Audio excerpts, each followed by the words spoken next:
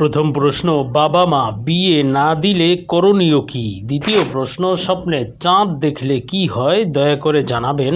তৃতীয় প্রশ্ন, মেয়েদের সাদাস্রাব হলে নামাজ হবে কি না? চতুর্থ প্রশ্ন, রাষ্ট্রীয় আয়কর ফাঁকি দেয়া কি জায়েজ হবে? পঞ্চম প্রশ্ন, মোহরে ফাতিমি বর্তমানে কত টাকা হয়? আসসালামু আলাইকুম রহমতুল্লাহি ওয়া বারাকাতুহু। আলহামদুলিল্লাহ ওয়াহদা ওয়াসসালাতু ওয়াসসালামু আলা মান লা নাবিয়্যা বা'দা। প্রিয় দর্শক, অত্যন্ত অসংখ্য গুরুত্বপূর্ণ প্রশ্ন আমরা আপনাদের কাছ থেকে পেয়েছি আজকের এই ভিডিওতে। তার মধ্য থেকে উল্লিখিত নির্বাচিত 5টি প্রশ্নের জবাব নিয়ে বিস্তারিতভাবে প্রমাণ সহকারে আলোচনা করবে ইনশাআল্লাহ। সুতরাং মনোযোগ সহকারে ভিডিওটি শেষ পর্যন্ত দেখুন। আর আপনার কোনো প্রশ্ন থাকলে অবশ্যই কমেন্টে লিখে রাখবেন, আমরা পরবর্তী ভিডিওতে জবাব দেবো ইনশাআল্লাহ। আর আমাদের সাথে সরাসরি যোগাযোগ করতে এবং অসংখ্য আরও মাসআলা মাসাইল জানতে আমাদের ওয়েবসাইট ভিজিট করতে পারেন। ওয়েবসাইটের লিঙ্ক নিচে ডিসক্রিপশনে দেওয়া রয়েছে। তো প্রিয় দর্শক, কথা না বাড়িয়ে আমরা মূল আলোচনা তথা প্রশ্নোত্তর পর্বে চলে যাই। একটি প্রশ্ন ছিল যে মোহরে ফাতিমি বর্তমানে কত টাকা হয়?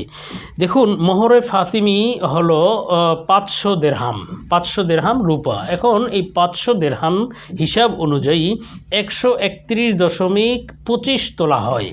এখন এই 131.25 তোলা, এই তোলা এই পরিমাণ রূপা আপনার যদি 1200 টাকা করে রূপার ভরি বা রূপার তোলা হয়, তাহলে এই 1200 টাকা হিসেবে বর্তমান মোহরে ফাতিমি হবে 1,57,500 টাকার মতো বা এর কিছু কাছাকাছি। এটি রূপর মূল্য অনুযায়ী যেহেতু নির্ধারিত, এজন্য রূপর মূল্য যদি কম বেশি হয় তাহলে এর পরিমাণও কম বেশি হবে।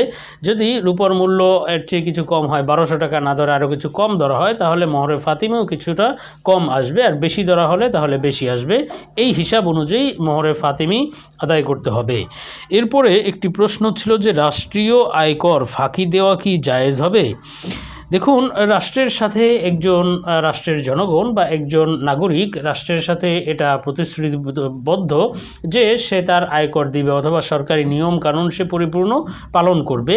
আর সরকার প্রতিটি জনগণের সাথে এই প্রতিশ্রুতিবদ্ধ যে তারা তাদের যাবতীয় অধিকার পূর্ণ করবে এবং সকল সুযোগ সুবিধা দিবে।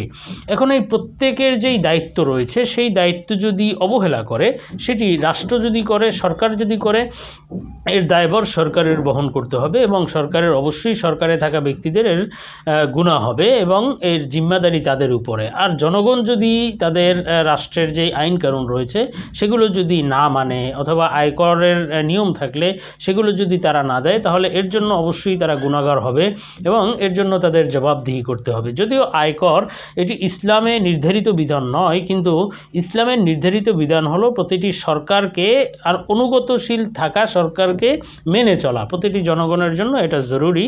এজন্য সরকার কোনো দেশে যদি এই আইন করে যে আয়কর দিতে হবে, তাহলে অবশ্যই আয়কর দিতে হবে, এটি ফাঁকি দেওয়ার কোনো সুযোগ নেই, আয়কর দেয়া চাই। আর সরকারেরও উচিত হলো জনগণের পরিপূর্ণ সুযোগ সুবিধা দেখা এবং সুযোগ সুবিধা দেওয়া, তাদেরকে তাদের যে অধিকারগুলো আছে সেগুলো পরিপূর্ণভাবে আদায় করা। এখন কোনো দেশে যদি সরকার এটা করে যে সে আপনার জনগণ থেকে আয়কর ঠিকই বিভিন্নভাবে আদায় করে নিচ্ছে, কিন্তু জনগণের অধিকার আদায় করছে না, অধিকার দিচ্ছে না, তাহলে এটার জন্য আপনি আয়কর ফাঁকি না দিয়ে বরং উচিত হলো সরকারের সাথে কিভাবে বিষয়টি করা যায় এবং সমাধান করা যায়, জনগণের অধিকার কিভাবে আদায় করা যায়। এরপরে একটি প্রশ্ন ছিল যে মেয়েদের সাদাস্রাব হলে নামাজ হবে কি না? দেখুন, মেয়েদের সাদাস্রাব হলে নামাজ পড়তে হবে। এখন নামাজ পড়ার পদ্ধতি অনুযায়ী নির্ভর করা হবে যে নামাজ হবে কি না। নামাজ তো পড়তে হবে। এখন নামাজ পড়ার ক্ষেত্রে দুটি বিষয় লক্ষণীয়। একটি বিষয় হলো যে যার সাদাস্রাব এসেছে তার কি সব সময় সাদাস্রাব আসতে থাকে কি না।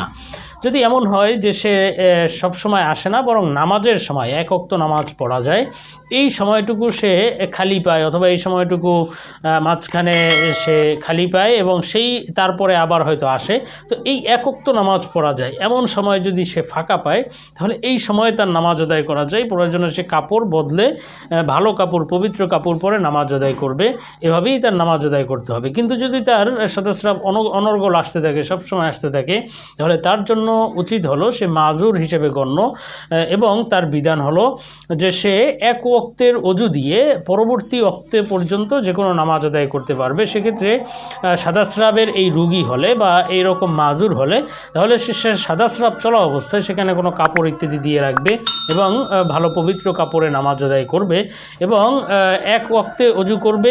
তারপরে যদি সাদা স্রাব আসতেও থাকে তাহলে তার অজু ভঙ্গ হবে না, বরং অজু তার থাকবে এবং সে পরবর্তী ওয়াক্ত পর্যন্ত এই অজু দিয়ে নামাজ পড়তে পারবে যতক্ষণ পর্যন্ত অন্য কোনো অজু ভঙ্গের কারণ না পাওয়া যায়।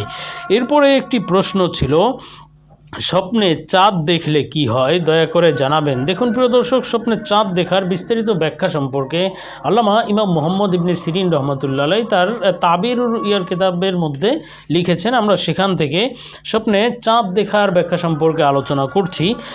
এখানে রয়েছে যে হযরত দানিয়াল আলাইহিস সালাম বলেছেন, যিনি আল্লাহর একজন পয়গম্বর নবী ছিলেন, তিনি বলেন, কেউ যদি স্বপ্নে চাঁদ নিজের নিয়ন্ত্রণে নিতে দেখে, হয়তো চাঁদ ধরেছে, চাঁদকে পাকড়াও করে নিয়েছে, এমন স্বপ্ন দেখলে তাহলে বুঝতে হবে যে সে বাদশাহের নৈকট্য লাভ করবে, প্রধানমন্ত্রী, প্রেসিডেন্ট বা ক্ষমতাধর কোনো ব্যক্তির নিকটবর্তী ব্যক্তি হবে এবং ওই ব্যক্তি তাকে অনেক বেশি ভরসা করবে এবং বিশ্বাস করবে, তাকে নিজের প্রিয় করে নিবে। আর স্বপ্নে যদি কেউ দেখে যে আসমানের চাঁদ ধরেছে, সে হয়তো আসমানে গিয়ে আসমানের চাঁদ হাতের মুঠোয় নিয়েছে, ধরে ফেলেছে এবং সেই চাঁদ আবার আলোকিত, অন্ধকার নয়, তাহলে এই স্বপ্নের ব্যাখ্যা হবে সে চিন্তামুক্ত হবে, ইনশাআল্লাহ যত চিন্তা রয়েছে তার দূর হয়ে যাবে। আর স্বপ্নে যদি কেউ দেখে যে পূর্ণিমার চাঁদ দেখতে পেল স্বপ্নের মধ্যে, তাহলে এই স্বপ্নের ব্যাখ্যা হবে যে কোনো বাদশাহ সংশ্লিষ্ট ব্যাখ্যা, হয়তো কোনো বাদশাহ হয়তো সে নিজেই হয়তো কোনো ক্ষমতাধর ব্যক্তি হবে বা কোনো ক্ষমতাধর ব্যক্তি সংশ্লিষ্টতা তার জীবনে আসবে। আর স্বপ্নে যদি কেউ চাঁদের সাথে কথা বলতে দেখে, তাহলে এই স্বপ্নের ব্যাখ্যা হলো যে সে মানুষ তার কাছে বিভিন্ন দাবি দেওয়া নিয়ে আসবে এবং সেই অনুযায়ী সে কাজ করবে, মানুষের দাবি দেওয়া সে পূর্ণ করতে পারবে, মানুষের অধিকার সে আদায় করে দিতে পারবে ইনশাআল্লাহ। আর স্বপ্নে যদি কেউ চাঁদকে হাতে নিতে দেখে বা কোলে নিতে দেখে, চাঁদ কোলে এসেছে, তাহলে ব্যাখ্যা হবে তার বিবাহ হওয়ার সম্ভাবনা, এটি তার জন্য একটি বিবাহ হওয়ার আলামত। তো যাই হোক, এরপরে আমরা এর পরবর্তী একটি প্রশ্নে চলে যাই, যে প্রশ্ন ছিল, বাবা মা বিয়ে না দিলে করণীয় কী? দেখুন প্রিয় দর্শক, বাবা মা যদি বিয়ে না দেয় তাহলে এক্ষেত্রে আপনাকে দুটি বিষয় লক্ষ্য রাখতে হবে। একটি হলো আপনার বিবাহের সামর্থ্য আছে কিনা, আর্থিক সামর্থ্য, মানসিক বা শারীরিক সামর্থ্য, এই সমস্ত বিষয়গুলো আপনার আছে কিনা।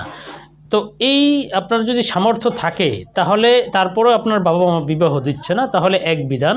আর যদি আপনার সামর্থ্য না থাকে, এ কারণে বাবা মা বিবাহ দিচ্ছে না, হয়তো আপনার আর্থিক সামর্থ্য নাই, শারীরিক সামর্থ্য নাই, তাহলে এক্ষেত্রে আপনার জন্য উচিত হবে বিবাহ না করা, বরং ধৈর্য ধারণ করা। যখন পরিপূর্ণ সামর্থ্য আসবে তখনই আপনি বিবাহের ফিকির করবেন। আর যদি আপনার শারীরিক সামর্থ্য থাকে, আর্থিক সামর্থ্য নাই, অথবা অন্য কোনো কারণে আপনি বিবাহ করতে পারছেন না, তাহলে এক্ষেত্রে আপনার উচিত হলো আপনি রোজা রেখে আপনার এই যৌবনকে, অথবা আপনি যেন কোনো ফাসাদের মধ্যে না পড়েন, এজন্য বেশি বেশি রোজা রাখা এবং নিজের উত্তেজনাকে দমন করা চাই। আর যদি কারো সব সামর্থ্য রয়েছে, শারীরিক সামর্থ্য রয়েছে, আর্থিক সামর্থ্য রয়েছে, কিন্তু বাবা মা বিভিন্ন কেরিয়ারের কথা বা বিভিন্ন কথা চিন্তা করে বিবাহের ব্যবস্থা করছে না, তাহলে এক্ষেত্রে আপনার জন্য উচিত হবে প্রাথমিকভাবে রোজা রেখে নিজেকে দমন করা, যেন কোনো গুনাহে পতিত না হয়ে যান। এরপরে বাবা মাকে বিভিন্নভাবে বোঝানোর চেষ্টা করা, প্রয়োজনে আপনজন, আত্মীয় স্বজনের মাধ্যমে তাদেরকে এই কথাগুলো বিভিন্নভাবে বুঝিয়ে তারপরে বিবাহের ব্যবস্থা করে নেওয়া।